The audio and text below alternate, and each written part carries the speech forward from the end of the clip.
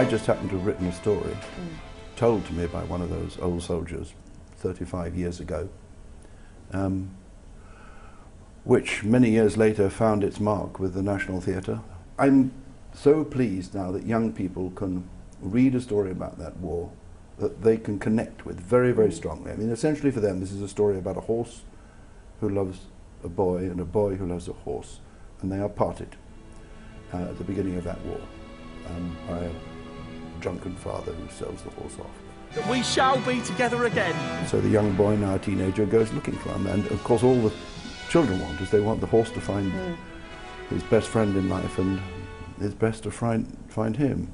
But they do it through this war, because I wanted to find a way of telling this story which was about all sides.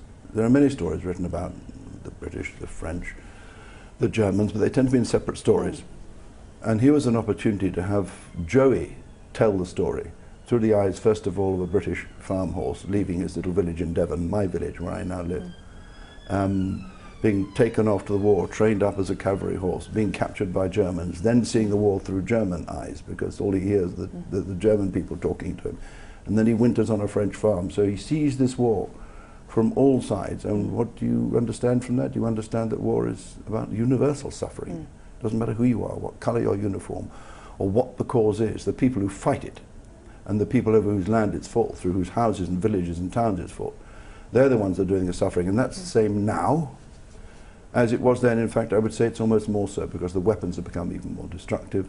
And of course these wars are brought into our sitting rooms, and for kids, the kids will turn on their phones, they'll turn on their iPads, and they'll say these kids being carried out of buildings in Syria, you know? And they need to understand what this war thing is. You know, it's got nothing to do with where they might live in Battersea or in Birmingham.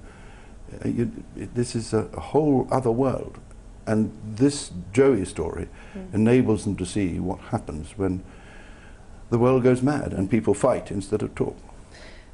So for children to be understanding of the harsh realities of war, for you, is it finding the human element in these stories? Yes, because remembrance has to be personal. I think this is the trouble with remembrance, is that it's, yes, we have these important symbols, they are important. And we have the figures. You know, we know how many millions of people died on the British side, the French side, the German side. That's what they taught in the history classroom. Exactly, and we know how many millions came over from India, from Africa. This was a world war. It's enough to say it was a world war. For anyone, you can't get your head around that. You just cannot get your head around the degree of suffering that went on. So the only thing I think is to tell stories, personal stories. Now they can be true. They can be about your great uncle, your great great grandfather. Or you can do what I do, is you base it on truth, and then you take it a stage further and you make fiction of it, and there's a different kind of truth in fiction. And what's good about that is the child can then identify with a soldier, because otherwise all those soldiers out there now, and they're all gone. Anyone who knows them or knew them is gone as well.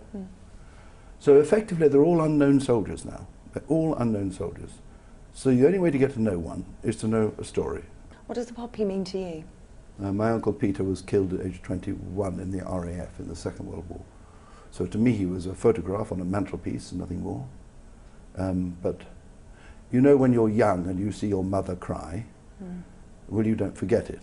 And my mother was not a crying woman generally at all, but on November the 11th and on Uncle Peter's birthday, she was beside herself with grief, and was like that till the end of her life. So what did I learn from that? I learned that this man, a young man, he was 21, he was an actor. He acted at Stratford, he was a whole life ahead of him. Never became a father, never became a grandfather like me, like a great-grandfather like me. He didn't have this chance to fulfill himself. And that touches me, really touches me.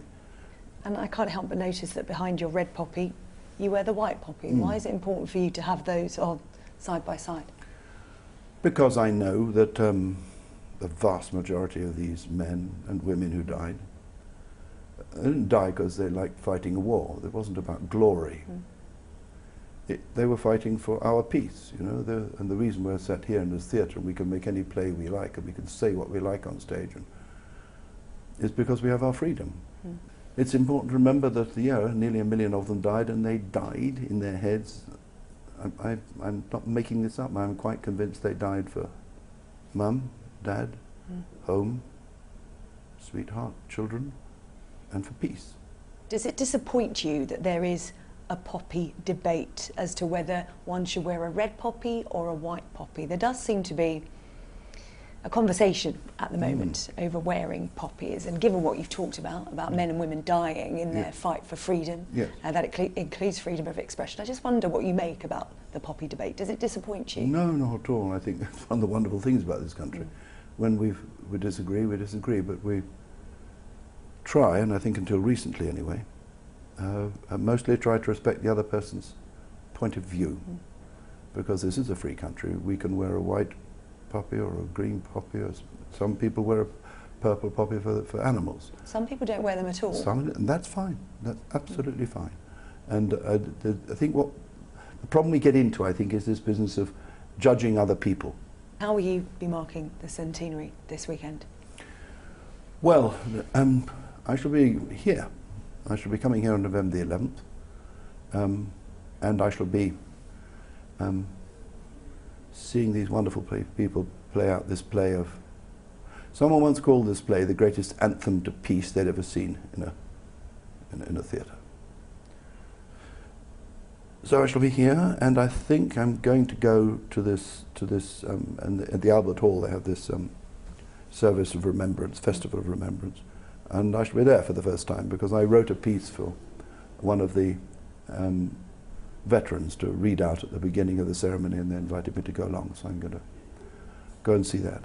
So she'll be doing a lot of remembering this Remembrance Day. Okay, well, Michael Morpurgo, really, really interesting to talk to you. Thank you for speaking to us. Thank you so much. On Sky News Sunrise. Thank you. Thank you.